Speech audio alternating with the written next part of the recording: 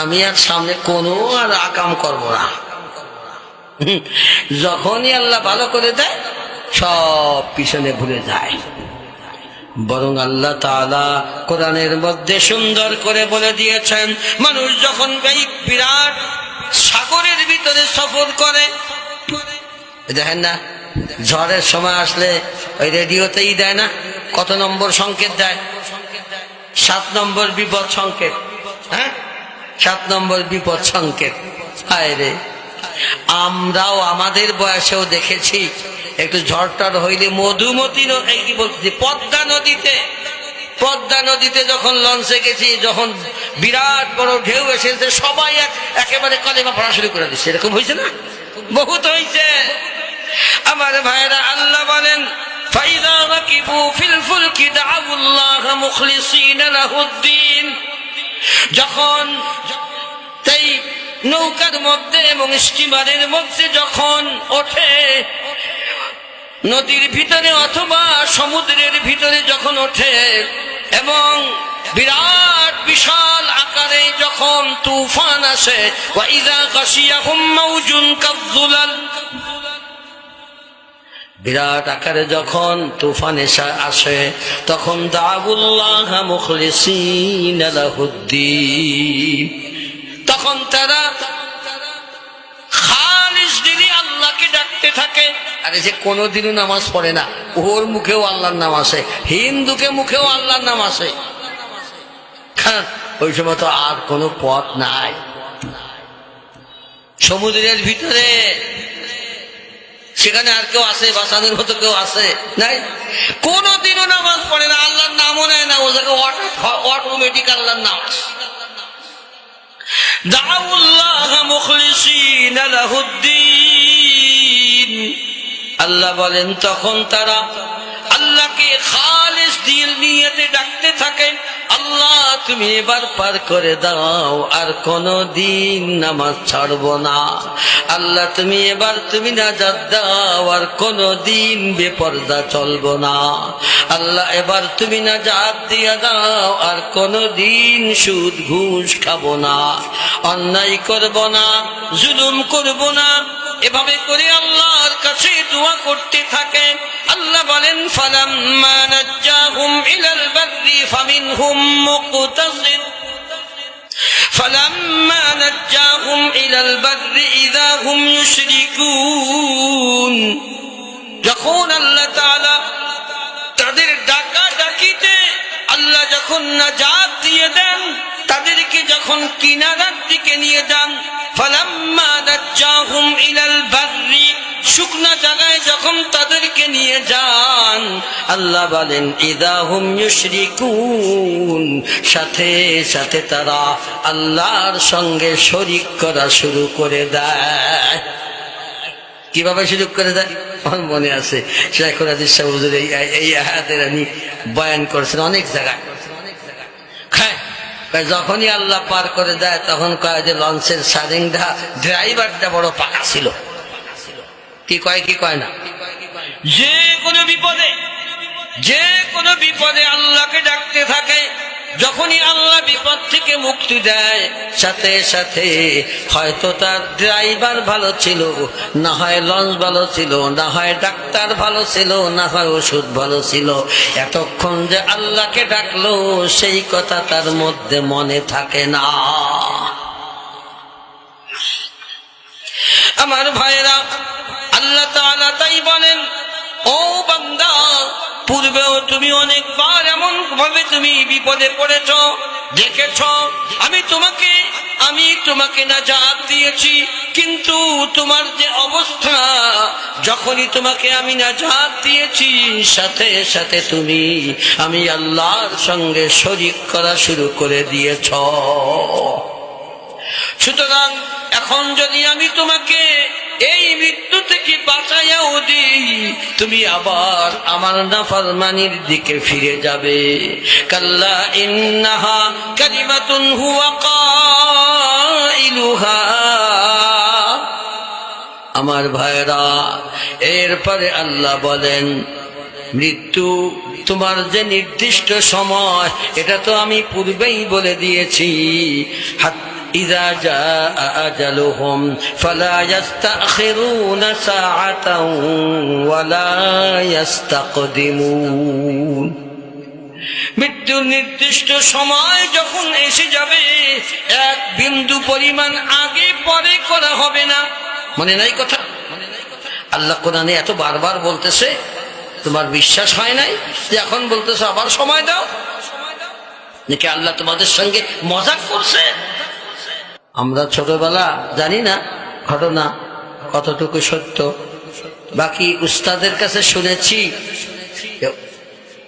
ইবলিসের এলেম কতখানি ছিল।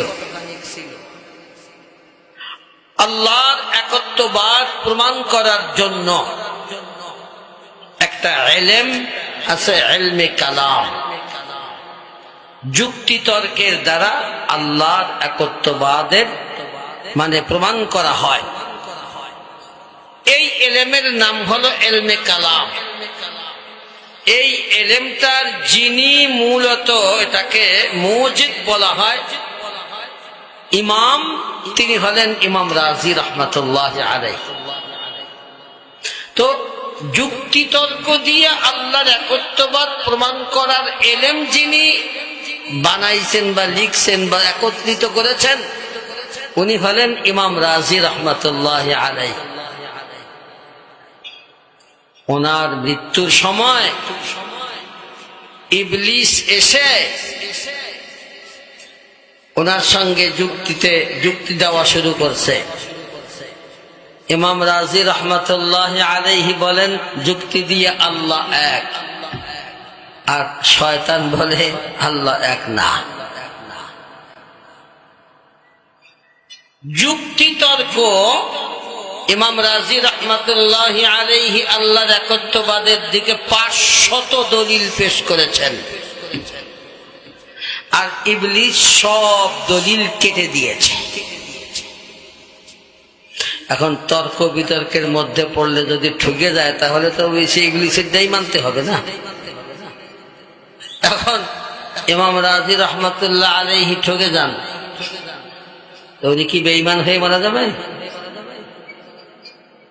আল্লাহ, উনি ওনার জীবদ্দশা এক বুজুর্গের কাছে গিয়েছিলেন, উনি কাশফের মাধ্যমে এটা দেখতে পাচ্ছিলেন। তো যখন দেখে যে ইমাম রাজি তো বেঈমান হয়ে মারা যাওয়ার কায়দা, তখন উনি ওখান থেকেই বলে দিয়েছিলেন যে ইমাম রাজি, তুমি বলো বিনা দলিলে আল্লাহ এক, বেদলিল আল্লাহ এক হয়, আমার কোন দলিল মলিলের দরকার নাই, আল্লাহ এক তো এক। একজনে দলিলে পারবো না বলে সেইটাই ঠিক তা তো না। আমি শুধু বোঝাতে চাচ্ছি যে ইবলিসের এলেম কত। ইবলিস ওয়াজ কম জানে না, ইবলিসের এলেমও আমাকে মতো উলামায়ে কেরামদের হাজার হাজার আলেম মিলাইলে ইবলিসের সমান এলেম হবে না। কারণ আমি একটা কিতাবে দেখেছি, ইবলিস কিছুদিন দুনিয়াতে সে থাকতো, কিছুদিন জান্নাতে থাকতো। 2 জায়গার নেতৃত্ব সে দিত। কল্পনা করতে পারেন? মুআল্লিমুল মালাইকা, ফেরেশতাদের শিক্ষক হয়ে গেছিল। আল্লাহ, তো এলেমের দ্বারা কামিয়াব হওয়া যায় না, শান্তি পাওয়া যায় না। জানার নাম দিন না, মানার নাম দিন। জানার নাম দিন না, মানার নাম দিন। ওয়াজ করা শোনা উদ্দেশ্য না, মানা উদ্দেশ্য। জানা উদ্দেশ্য না, মানা উদ্দেশ্য। এটা তো একমত, তাই না? এখন বিষয়টা হলো, ওয়াজ শুনতে ভালো লাগে, করতেও ভালো লাগে, মানতে ভালো লাগে না। যদি ওয়াজ সবাই মানত, তাহলে তো আর এলাকায় বেনামাজিও থাকতো না, সুদখোর ঘুষখোরও থাকতো না। খালি ওয়াজ করি আর শুনি, আর ওয়াজ আর বাড়ি পর্যন্ত কেউ নিয়ে যায় না। এজন্য আমার ভাইরা, আল্লাহ তাআলা সূরা কাফের শেষে একটা আয়াত বলেছে, আয়াত এর তাও কিছু অংশ, ফাযাক্কির বিল কুরআন মান ইয়াখাফু ওয়াঈদ। ওয়াজ হতে হবে কোরআন দিয়া, কোরআন দিয়ে ওয়াজ করতে হবে। আর ওয়াজ যাদেরকে করবেন তাদের মধ্যে আল্লাহর শাস্তির ভয় থাকতে হবে। যতই সুন্দর করে আমি কথা বলি না কেন, আমার মধ্যে যদি আল্লাহর ভয় না থাকে, আল্লাহর শাস্তির ভয় না থাকে, তাহলে আমার এই ওয়াজের দ্বারা আমি উপকৃত হতে পারবো না। এজন্য আল্লাহ বলেন ফাযাক্কির বিল কুরআন, কোরআন দিয়ে ওয়াজ করেন। মান ইয়াখাফু ওয়াঈদ, তাদেরকে যারা আমার শাস্তিকে ভয় পায়, যাদের মধ্যে আল্লাহর শাস্তির ভয় আছে, আল্লাহ বলেন তাদের জন্য কোরআনের ওয়াজ উপকারে আসবে। বোঝা গেল আমাদের মধ্যে আল্লাহর শাস্তির ভয় কমে গেছে, যার কারণে ওয়াজ শুনি কিন্তু কাজ হয় না। আল্লাহর ভয়, এজন্য মনে রাখতে হবে। অনেক লম্বা কথা, মানুষ দ্বীনের কাজ না করার রোগ হলো দুনিয়ার মোহাব্বত, যেটা আল্লাহ নবী বলে দিয়েছেন, হুব্বুদ দুনিয়া রাসু কুল্লি খাতিআহ, দুনিয়ার মোহাব্বত সমস্ত নাফরমানির মূল। আল্লাহ কোরআনেও বলেছেন, ওয়াইলুল লিল কাফিরিনা মিন আযাবিন শাদীদ আল্লাযীনা ইস্তাহিব্বুনাল হায়াতাদ দুনিয়া আলাল আখিরাহ। আল্লাহ বলেন, এত করে বোঝানোর পরেও যারা কোরআন মানে না, কোরআনের উপদেশ গ্রহণ করে না, আল্লাহ বলেন তাদের জন্য রয়েছে অত্যন্ত কঠিন শাস্তির ওয়াইল, দুজক। এরপরে আয়াতে আল্লাহ বলেন, আল্লাযীনা ইস্তাহিব্বুনাল হায়াতাদ দুনিয়া আলাল আখিরাহ, যারা আল্লাহর কোরআনকে মানে না, তাদের না মানার রোগ হলো। কেন তারা মানে না? আল্লাহ বলে, আল্লাযীনা ইস্তাহিব্বুনাল হায়াতাদ দুনিয়া আলাল আখিরাহ, তাদের মধ্যে দুনিয়ার মোহাব্বত আখিরাতের চেয়ে বেশি। তাদের মধ্যে দুনিয়ার মোহাব্বত আখিরাতের চেয়ে বেশি। তো দুনিয়ার মোহাব্বত বের করা, আখিরাতের ইয়াকিন অন্তরে পয়দা করা, এটাই হলো ওয়াজের মাকসাদ। এজন্য আল্লাহ বলেন, ওয়া ইন্নাহা লাকাবীরাতুন ইল্লা আলাল খাশিঈন আল্লাযীনা ইয়াযুন্নুনা আন্নাহুম মুলাকু রাব্বিহিম ওয়া আন্নাহুম ইলাইহি রাজিউন। আল্লাহ বলেন, আল্লাহ চাহি জীবন যাপন করা, কোরআনের বিধান মেনে চলা। লাকাবীরা, অত্যন্ত ভারী জিনিস, অত্যন্ত কঠিন জিনিস। আল্লাহ কেন কঠিন বললেন? কঠিন বলার পিছনে মূল কারণ হলো, আমার ভাইরা, আল্লাহর কোরআন মানতে, আল্লাহর বিধান মানতে গেলে সামনে দুইটা বিরাট শক্তিশালী দুশমন এসে দাঁড়ায় যায়। এক নম্বর দুশমন হলো মানুষের নফস, আর দুই নম্বর দুশমন হলো ইবলিস। এই দুই দুশমনের সঙ্গে মোকাবেলা করে আল্লাহর বিধান মানা লাগে। এজন্য আল্লাহ এটাকে বলেন ওয়া ইন্নাহা লাকাবীরা, আল্লাহ চাহি জীবন যাপন করা বড় কঠিন জিনিস। এরপরে আল্লাহ এই কঠিন সহজ হওয়ার উপায় বলে দিন, ওয়া আন্নাহুম ইলাইহি রাজিউন। আল্লাহর ভয় মানুষের অন্তরে কখন পাওয়া যাবে? কিভাবে মানুষের অন্তরে আল্লাহর ভয় ঢুকবে? এটা সবচেয়ে বড় কথা। যে আল্লাহর ভয় যে দরকার সেটা তো আমরাও বুঝি, কিন্তু অন্তরে আসে না। আল্লাহর ভয় অন্তরে ঢোকে না। তো কারণ দুনিয়ার মোহাব্বত এমন ভাবে ঢুকেছে যে আল্লাহর ভয়, আল্লাহর মোহাব্বত ঢুকার জায়গা পায় না। আমার ভাইরা, এজন্য আল্লাহ বলে দিলেন, ও বান্দা, আল্লাহর ভয় যদি অন্তরে ঢুকাতে চাও তাহলে তার একটা পদ্ধতি হলো, তার সহি পদ্ধতি হলো তোমার মধ্যে পরকালের বিশ্বাস অন্তরে ঢুকাতে হবে। আল্লাযীনা ইয়াযুন্নুনা, তাদের মধ্যে আল্লাহর ভয় পাওয়া যায়। ইয়াযুন্নুনা শব্দের অর্থ হলো ইয়াস্তাইকিনুনা, যারা বিশ্বাস করে, যাদের অন্তরে বিশ্বাস আছে, আন্নাহুম মুলাকু রাব্বিহিম, যে তাদের প্রভুর সঙ্গে তাদের মিলিত হওয়া লাগবে, তাদের মালিকের সঙ্গে তাদের সাক্ষাৎ করা লাগবে। এই বিশ্বাস যার অন্তরে যত বেশি, এই বিশ্বাস যার অন্তরে যত বেশি, আল্লাহ বলেন তার অন্তরে আল্লাহর ভয় তত বেশি। একা একা চিন্তা করে দেখেন যে আমার আল্লাহর সঙ্গে সাক্ষাৎ করা লাগবে, এর ইয়াকিন অন্তরে কতটুকু আছে।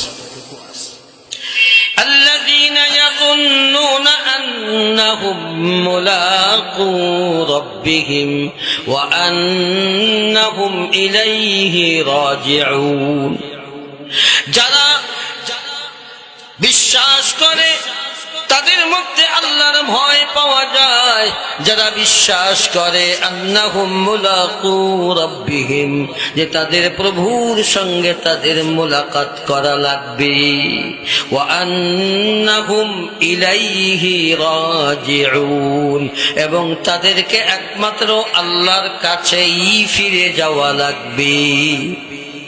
অনেক উলামায়ে কেরাম আছেন, মনে রাখবেন আমি তর্জমা করেছি, আল্লাহর কাছেই ফিরে যাওয়া লাগবে, আল্লাহর কাছে ফিরে যাওয়া লাগবে। এই তর্জমা সহি না, কারণ আল্লাহ তাআলা রাজিউনা ইলাইহি বলেন নাই, বরং ইলাইহিটাকে আল্লাহ আগে নিয়ে এসেছেন, ইলাইহি রাজিউন, তার মানে আল্লাহর কাছে ফিরে যাওয়াটাকে আল্লাহ তাআলা সীমাবদ্ধ করে দিয়েছেন, আল্লাহ সীমাবদ্ধ করে দিয়েছেন, আল্লাহর কাছে ফিরে যাওয়া লাগবে, আল্লাহর কাছে অন্য কোথাও যাওয়ার সুযোগ নেই।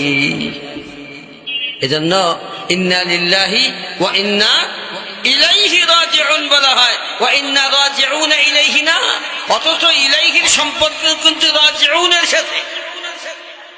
ইলাইহিটাকে আগে এনে আল্লাহ বুঝিয়ে দিয়েছেন, ও বান্দা, তোমার প্রত্যাবর্তন করা, তোমার ফিরে যাওয়া, এটা আল্লাহর কাছে সীমাবদ্ধ, অন্য কোথাও যাওয়ার তোমার সুযোগ নাই।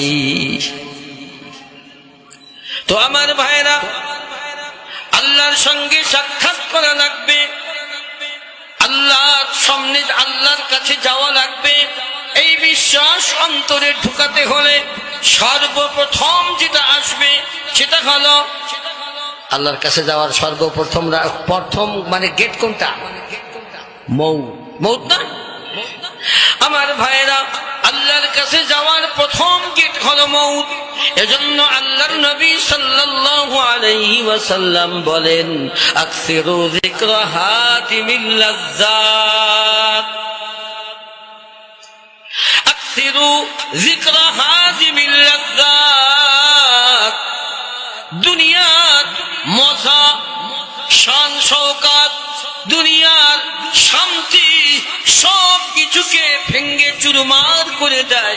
হাদিম ইয়াহদিম, ভেঙ্গে চুরমার করে দেয়। ওই মৃত্যুকে বেশি বেশি স্মরণ করো।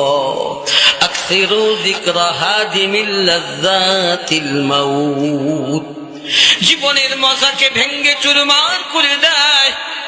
ওই মৃত্যুকে বেশি বেশি স্মরণ করো। মনে রাখবেন আমার ভাইরা, যত বেশি মৃত্যুকে স্মরণ করা হবে তত বেশি দুনিয়ার মহাব্বত অন্তর থেকে কমবে। কারণ দুনিয়াটা এই মৃত্যুটাই হলো যেই দুনিয়ার মহাব্বতের কারণে আমি আল্লাহকে ভুলে গেছি, সেই দুনিয়ার মজাটাকে ভেঙ্গে দেয় এই মৃত্যু। আমার ভাইরা, মৃত্যুকে বেশি বেশি স্মরণ করতে হবে। আল্লাহ কোরআনে অসংখ্যবার মৃত্যুর আলোচনা করেছেন। আমি যে কয়েকটি আয়াত তেলাওয়াত করেছি, আল্লাহ আয়াতের মধ্যে বলেন, হাত্তা ইযা জাআ আহাদাহুমুল মাউত, হাত্তা ইযা জাআ আহাদাহুমুল মাউত। আল্লাহ বলেন, এমন কি যাদের মধ্যে মৃত্যুর বা পরকালের সফরের প্রস্তুতি নাই, তাদের কারো কাছে যখন মৃত্যু এসে পৌঁছে যায়, সদা কে কখন মরবে, কে কখন মরবে এটা কি জানা আছে? আল্লাহ কি বলেছেন? কেন বলেন? মৃত্যুর কথা আল্লাহ কেন জানান নাই? অথচ মৃত্যুর সময় কিন্তু নির্দিষ্ট। আল্লাহ মানুষকে দুনিয়াতে পাঠানোর সময় কখন সে মরবে, কিভাবে মারা যাবে, কোন মাটিতে মারা যাবে, আল্লাহ তাআলা সব কিছু জানেন এবং লিখে দিয়েছেন। মৃত্যু নির্দিষ্ট। ওয়ালান ইউআখিরাল্লাহু নাফসান ইযা জাআ আজালুহা।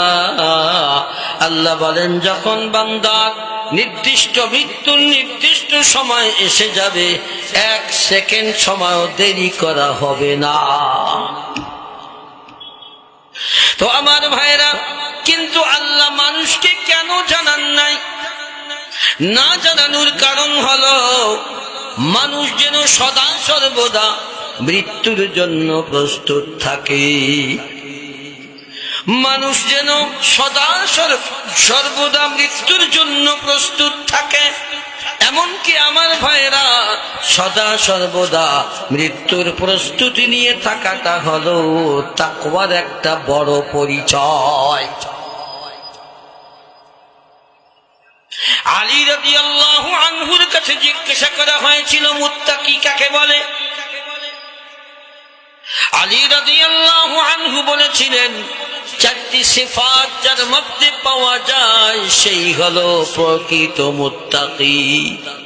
এক নম্বর হলো আল খাউফু মিনাল জালিল, আল্লাহকে ভয় করা, ওয়াররিদা বিল কালিল, দুনিয়াতে অল্পতে তুষ্ট হওয়া। তিন নম্বর ওয়াল আমালু বিত তানজিল, কোরআন অনুযায়ী আমল করা। কোরআন অনুযায়ী আমল করার মানেই হলো আল্লাহর নবীর তরিকা অনুযায়ী আমল করা। এটাও লম্বা চওড়া ব্যাখ্যা, মনে রাখবেন। এই কোরআন অনুযায়ী আমল করা আর আল্লাহর নবীর তরিকা অনুযায়ী চলা এক কথা। কারণ আল্লাহর নবী আম্মা জান আয়েশা সিদ্দিকা রাদিয়াল্লাহু আনহাকে জিজ্ঞাসা করা হয়েছিল, আল্লাহর নবীর আদর্শ কি ছিল? আম্মা জান আয়েশা সিদ্দিকা রাদিয়াল্লাহু আনহা বলেছিলেন, ইয়া বুনাই আমা তাকরাউল কুরআন, হে ছেলে তুমি কি কুরআন পড়ো না? কানা খুলুকুহুল কুরআন, আল্লাহর নবীর আখলাক, আল্লাহর নবীর আদর্শ হলো হুবহু কুরআন।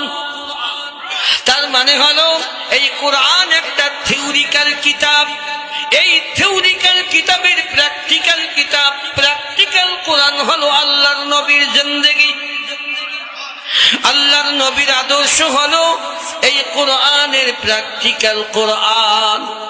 এজন্য কোরআন অনুযায়ী আমল করার মানেই হলো আল্লাহর নবীর তরিকা অনুযায়ী জীবন যাপন করা। তিন নম্বর, চার নম্বর সিফাত হলো ওয়াল ইস্তি'দাদু লিয়াউমির রাহিল, সদা সর্বদা মৃত্যুর জন্য প্রস্তুত থাকা। চারটি সিফাত, আল খাউফু মিনাল জালিল, ওয়ার রিদা বিল কালিল, ওয়াল আমালু বিত তানজিল, ওয়াল ইস্তি'দাদু লিয়াউমির রাহিল। আল্লাহকে ভয় করা, অল্পতে তুষ্ট হওয়া, অল্পতে তুষ্ট হওয়া, কোরআন অনুযায়ী আমল করা এবং সদা সর্বদা মৃত্যুর জন্য প্রস্তুত থাকা। এটা আসল মুত্তাকির সিফাতের একটা। তো আমার ভাইরা, আল্লাহ তাআলা মৃত্যুর সময়টাকে আমাদের জানান নাই, তার কারণ হলো আমরা যেন সদা সর্বদা মৃত্যুর জন্য প্রস্তুত থাকি। কিন্তু দুঃখের বিষয় হলো আমাদের অধিকাংশই আমরা মৃত্যুর প্রস্তুতি গ্রহণ করে নাই।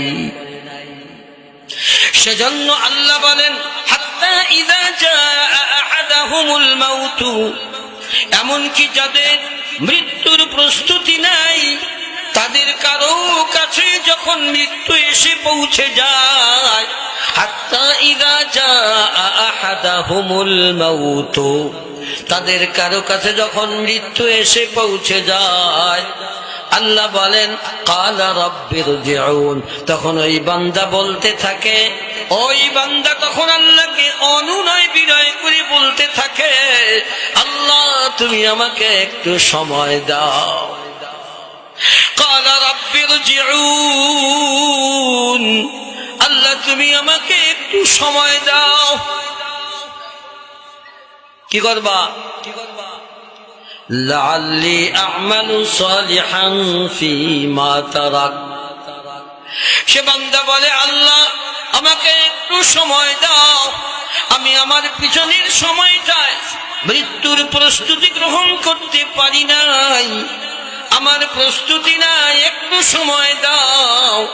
আমার ফেলে আসার সময়ের যেই নষ্ট করে এসেছি, একটু নেক আমল করে মৃত্যুর জন্য ফীমা তারাক, আমার ফেলে আসার সময়ের তদারকি করার জন্য, মৃত্যুর প্রস্তুতি গ্রহণ করার জন্য একটু নেক আমল করে আসি। আয় রে, আল্লাহ বলেন কাল্লা, কখনো হবে না। খেয়াল করেন, কাল্লা, কাল্লা মানে কখনো না, কাল্লা। এরপরে আল্লাহ বলেন ইন্নাহা কালিমাতুন হুয়া কাইলুহা, ও বান্দা তুমি যে বলতেছো আমাকে একটু সময় দাও, আমি নেক আমল করে আসি, এটা একটা কথার কথা। ইন্নাহা কালিমাতুন হুয়া কাইলুহা, এটা একটা কথার কথা। পূর্বেও তুমি অনেকবার অনেক ঘটনায় তুমি এমন কথা বলেছ। অসুখ একটা হইলো, যখন দেদার বাঁচবো না, তখন চিন্তা করে কি, আল্লাহ তুমি এবার বাঁচায় দাও, আমি আর সামনে কোনো আর আকাম করবো না। যখনই আল্লাহ ভালো করে দেয়, সব পিছনে ভুলে যায়। বরং আল্লাহ তাআলা কোরআনের মধ্যে সুন্দর করে বলে দিয়েছেন, মানুষ যখন এই বিরাট সাগরের ভিতরে সফর করে, দেখেন না ঝড়ের সময় আসলে ওই রেডিওতেই দেয় না, কত নম্বর সংকেত দেয়? 7 নম্বর বিপদ সংকেত। হ্যাঁ, 7 নম্বর বিপদ সংকেত। হায় রে, আমরাও আমাদের বয়সেও দেখেছি, একটু ঝড়টড় হইলে মধুমতি কি বলতেছি পদ্মা নদীতে যখন লঞ্চে গেছি, যখন বিরাট বড় ঢেউ এসেছে, সবাই একেবারে কলেমা পড়া শুরু করে দিচ্ছে। এরকম হয়েছে না? বহুত হয়েছে। আমার ভাইরা, আল্লাহ বলেন ফাইযা রাকিবু ফিল ফুলকি দা'উল্লাহ মুখলিসিনা লাহুদ্দিন, যখন এই নৌকার মধ্যে এবং স্টিমারের মধ্যে যখন ওঠে, নদীর ভিতরে অথবা সমুদ্রের ভিতরে যখন ওঠে, এবং বিরাট বিশাল আকারে যখন তুফান আসে, ওয়া ইযা গাশিয়াহুম মাওজুন কাযযুলাল, বিরাট আকারে যখন তুফান আসে, তখন দা'উল্লাহ মুখলিসিনা লাহুদ্দিন, তখন তারা খালিস দিলি আল্লাহকে ডাকতে থাকে। আরে যে কোনোদিনও নামাজ পড়ে না, ওর মুখেও আল্লাহর নাম আসে, হিন্দুকে মুখেও আল্লাহর নাম আসে। ওই সময় তো আর কোনো পথ নাই। সমুদ্রের ভিতরে সেখানে আর কেউ আছে বাঁচানোর মতো কেউ আছে নাই? কোনদিনও নামাজ পড়ে না, আল্লাহর নামও নেয় না, ওদেরকে অটোমেটিক আল্লাহর নাম। দাউল্লাহ মুখলিসিনা লাহুদ্দিন, আল্লাহ বলেন তখন তারা আল্লাহকে খালিস দিল নিয়তে ডাকতে থাকে, আল্লাহ তুমি এবার পার করে দাও, আর কোনদিন নামাজ ছাড়বো না। আল্লাহ তুমি এবার তুমি নাজাত দাও, আর কোনদিন বেপরদা চলবো না। আল্লাহ এবার তুমি নাজাত দিয়া দাও, আর কোনদিন সুদ ঘুষ খাবো না, অন্যায় করবো না, জুলুম করবো না। এভাবে করে আল্লাহর কাছে দোয়া করতে থাকে। আল্লাহ বলেন ফালাম্মা নাজ্জাহুম ইলাল বাররি ফামিনহুম মুকতাসিদ ফালাম্মা নাজ্জাহুম ইলাল বাররি ইযা হুম ইউশরিকুন, যখন আল্লাহ তাআলা তাদের ডাকাডাকিতে আল্লাহ যখন নাজাত দিয়ে দেন, তাদেরকে যখন কিনারার দিকে নিয়ে যান, ফালাম্মা নাজ্জাহুম ইলাল বাররি, শুকনা জায়গায় যখন তাদেরকে নিয়ে যান, আল্লাহ বলেন ইযা হুম ইউশরিকুন, সাথে সাথে তারা আল্লাহর সঙ্গে শরীক করা শুরু করে দেয়। কিভাবে শুরু করে দেয়? আমার মনে আছে শাইখুল হাদিস সাহেব হুজুর এই আয়াতের আমি বয়ান করেছেন অনেক জায়গায়। হ্যাঁ, যখনই আল্লাহ পার করে দেয় তখন কয় যে লঞ্চের সারিংটা ড্রাইভারটা বড় পাকা ছিল। কি কয় কি কয় না? যে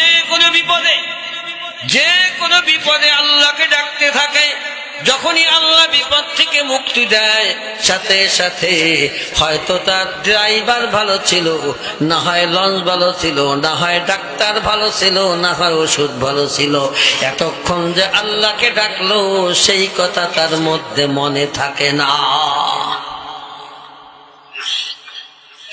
আমার ভাইরা, আল্লাহ তাআলা তাই বলেন, ও বান্দা, পূর্বেও তুমি অনেকবার এমন ভাবে তুমি বিপদে পড়েছ, দেখেছ আমি তোমাকে নাজাত দিয়েছি, কিন্তু তোমার যে অবস্থা, যখনই তোমাকে আমি নাজাত দিয়েছি, সাথে সাথে তুমি আমি আল্লাহর সঙ্গে শরীক করা শুরু করে দিয়েছ।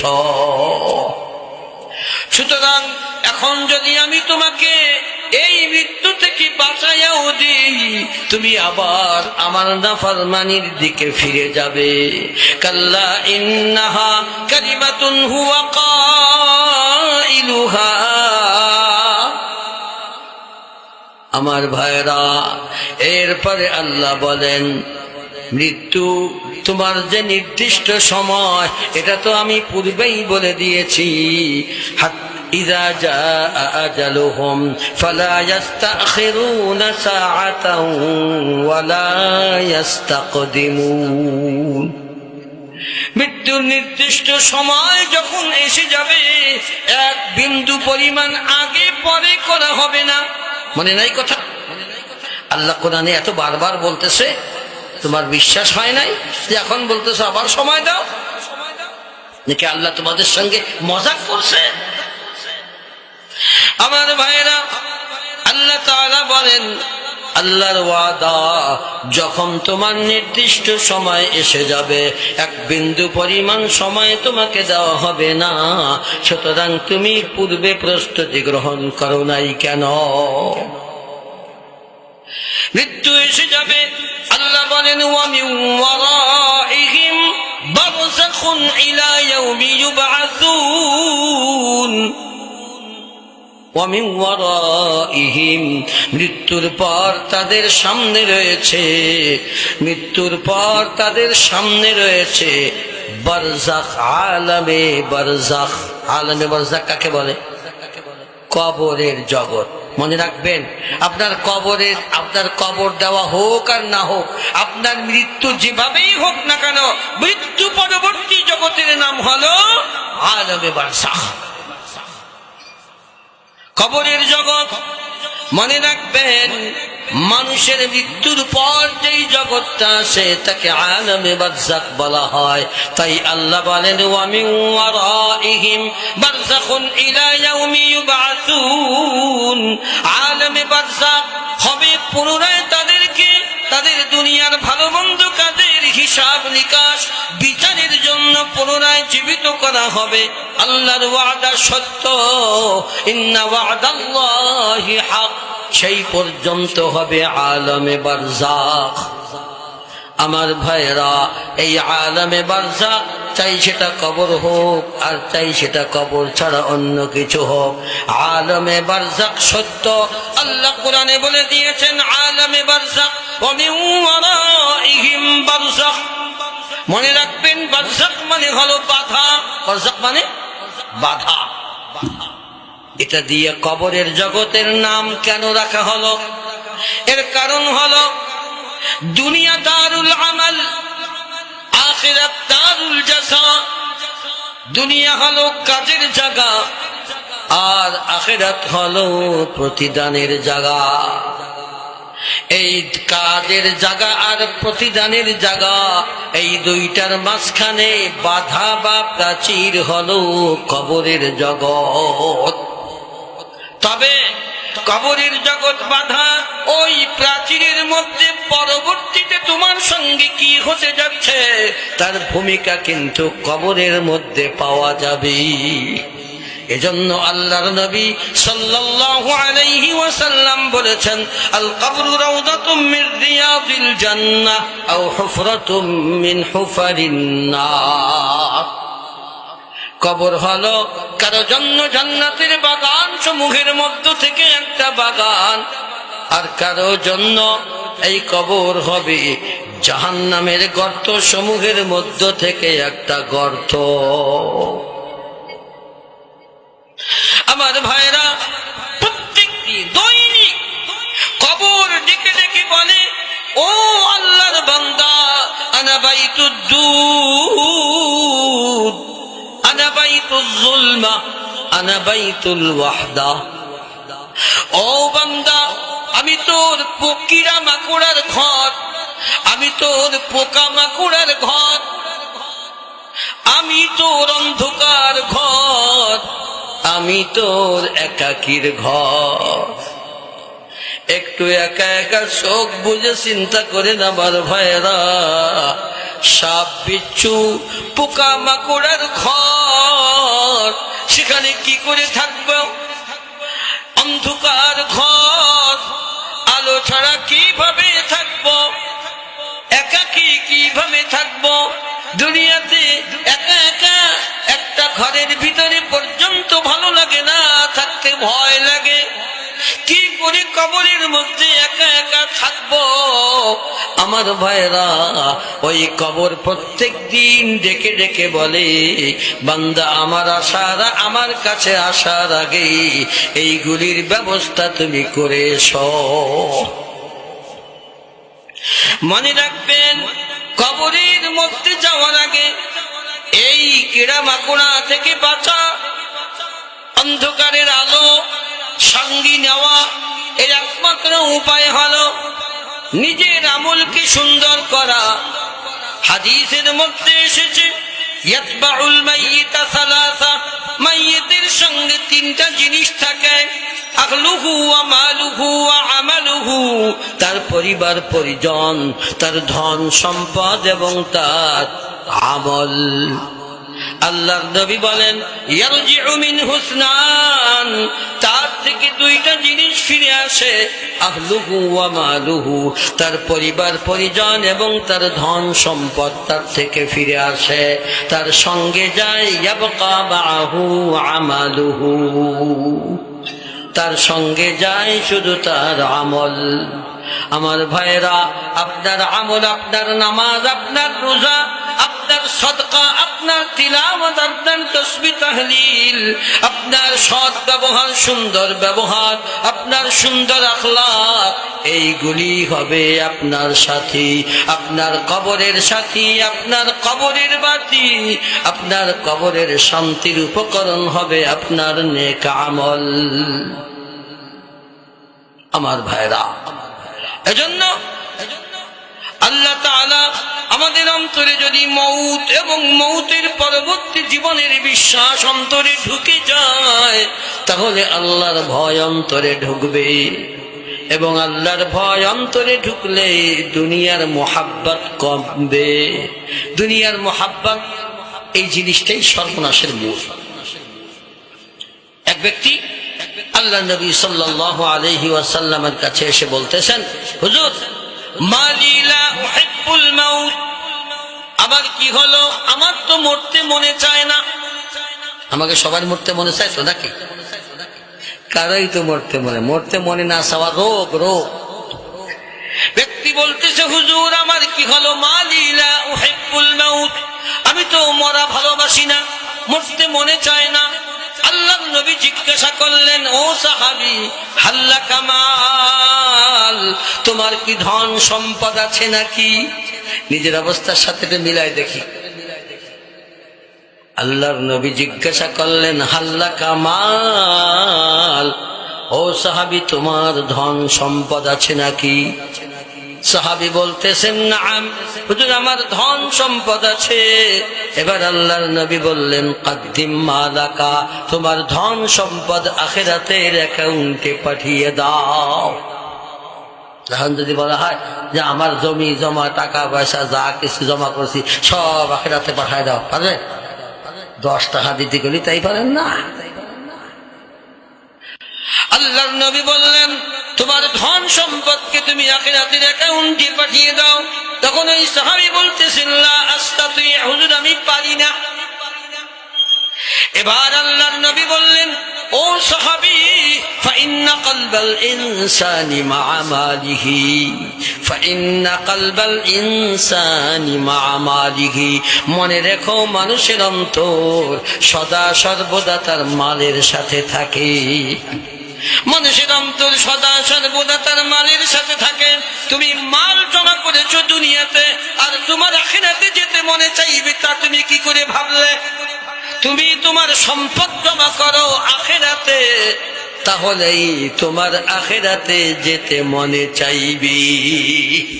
এজন্য আল্লাহ বলেন, ওয়াল তানজুর নাফসুম মা কদ্দামাত লিগাদ, প্রত্যেককে চিন্তা করা উচিত, লক্ষ্য করা উচিত সে তার আগামীকালের জন্য আখিরাতের জন্য কি পাঠালো।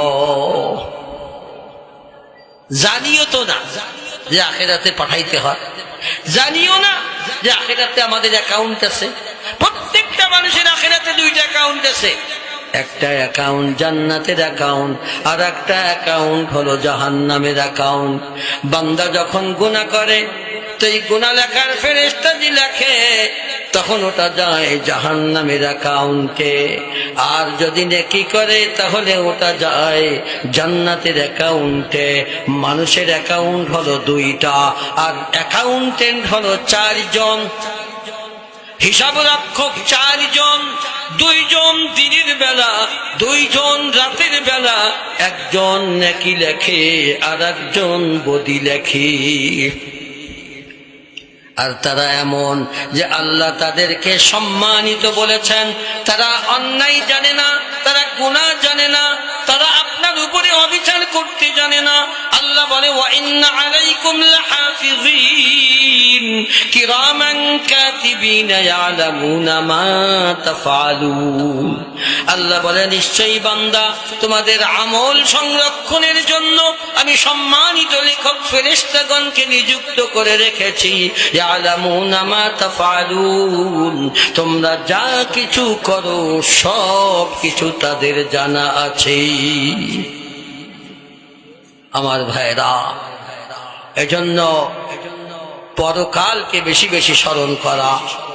যেই সমাজে গেলে, যাদের কাছে গেলে পরকালের আলোচনা হয়, দুনিয়ার আলোচনা কম হয়, সেই সমাজে বেশি সময় কাটানোর চেষ্টা করা। সম্ভব হলে মুহাক্কিকিন ভালো ভালো লেখকদের জান্নাত জাহান্নাম পরকাল তাদের এদের লেখা হাসর কিয়ামত এ সম্পর্কে লেখা বই পড়বেন। তাহলে দেখবেন যতবার পড়বেন ততবার আপনার মধ্যে পরকালের বিশ্বাস জন্ম হবে, আল্লাহর ভয় সৃষ্টি হবে, দুনিয়ার মোহাব্বত কমতে থাকবে। আল্লাহ পাক আমাদের অন্তর থেকে দুনিয়ার মোহাব্বত কমায়া পরকালের বিশ্বাস অন্তরে আল্লাহ বসায়া দেন, আল্লাহর ভয় অন্তরে ঢুকায়া দেন, যাতে করে আমরা আমাদের বাকি জীবনটা আল্লাহর আদেশ নিষেধগুলিকে আল্লাহর নবীর তরিকা অনুযায়ী মেনে চলতে পারি। আল্লাহ তৌফিক দান করেন। সুবহানাকাল্লাহুম্মা ওয়া বিহামদিকা আশহাদু আল্লা ইলাহা ইল্লা আনতা আস্তাগফিরুকা ওয়া আতুবু ইলাইক। এই সংসদ সাবধান হয়ে যান, বাঁচতে চাইলে ভালো থাকতে চাইলে দাবি পূরণ করে দেন, না হয় হাসিনার মতো বলায় ভাগতে হবে। সেই দিন বলতে সংসদে তাদের কিছু লোকজন আছে, আমি নামই বলে ফেলি। ডক্টর আসিফ নজরুল সাহেব অত্যন্ত ভদ্র মানুষ, একজন বিচক্ষণ শিক্ষক, ভালো একজন মানুষ, কিন্তু তিনি সাদিয়ানীদের কথায় বিভ্রান্ত হয়েছেন বলে আমরা শুনতে পেরেছি। আমাদের অনুরোধ থাকবে, ওলামাদের সঙ্গে বসুন, পরামর্শ করুন। আমাদের মাদারিসে কওমিয়া মাদ্রাসার শিক্ষার্থীরাও রক্ত দিয়েছে 5ই আগস্টে। শুধু 5ই আগস্ট নয়, আল্লামা মুফতি আমিন রহমাহুল্লাহর গৃহবন্দী থেকে শুরু করে 5ই আগস্ট পর্যন্ত ওলামা একরাম এতটা রক্ত দিয়েছে। এই যে আজকের এই মঞ্চে আমি যদি নাম বলি, একজন আলেম 2 বছর 2.5 বছর জেল খেটেছে। ফেসিবাদী হাসিনা সরকার একজন আলেমকে 1.5 থেকে 2 মাস রিমান্ডে রেখেছে। আলেম প্রতিষ্ঠান হারিয়েছে, পরিবার থেকে বিচ্ছিন্ন হয়েছে। 16 বছর জুলুম সহ্য করেছি আমরা। একজন একাতি দেখাও যারা ফেসিবাদী হাসিনার বিরুদ্ধে লড়াই করেছে। লড়াই আমরা করেছি, দেশ পুনর্গঠন আমরা করব। দাওয়াত ও তাবলীগের কাজ সঠিকভাবে পরিচালনার দায়িত্ব ওলামায়ে কেরাম পালন করবে। এর বাইরে কোনো কিছু মানা হবে না, হবে না, হবে না। ওলামায়ে কেরাম আজকের এই মঞ্চে উপস্থিত, আমি বলবো নির্ভয়ে নির্দ্বিধায় আপনারা এই সরকারকে সিদ্ধান্ত জানিয়ে দেন। এই সিদ্ধান্ত এই সরকার মানতে বাধ্য।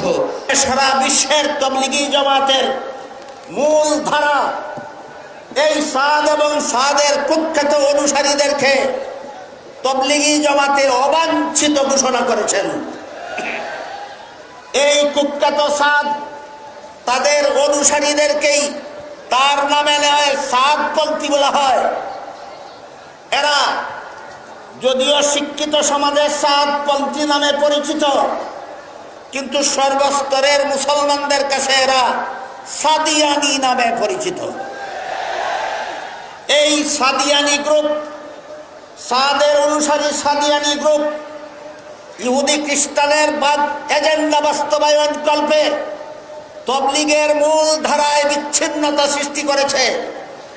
এরা মূল ধারার তাবলীগী নয়, এরা তাবলীগের নামে বিচ্ছিন্নতাবাদী। যেমনভাবে কাদিয়ানীদের ইসলামের নামে কর্মকাণ্ড চালাবার কোনো অধিকার নয়, ঠিক তেমনিভাবে সাদিয়ানীদের তাবলীগের নামে কোনো কর্মকাণ্ড চালাবার অধিকার নয়। আমি এই মহাসম্মেলনের পক্ষ থেকে বর্তমান অন্তর্বর্তীকালীন সরকারের কাছে আবেদন রাখতে চাই, বাংলাদেশে কাদিয়ানীদেরকে যেভাবে ইসলামের নামে কর্মকাণ্ড চালানোর পর নিষিদ্ধতা আরোপ করতে হবে, ঠিক তেমনিভাবে বাংলাদেশে তাবলীগের নামে সাদিয়ানীদের সকল প্রকার কর্মকাণ্ডকে নিষিদ্ধ ঘোষণা করতে হবে। কাদিয়ানী বাংলাদেশে অবাঞ্ছিত, কাদিয়ানী গ্রুপ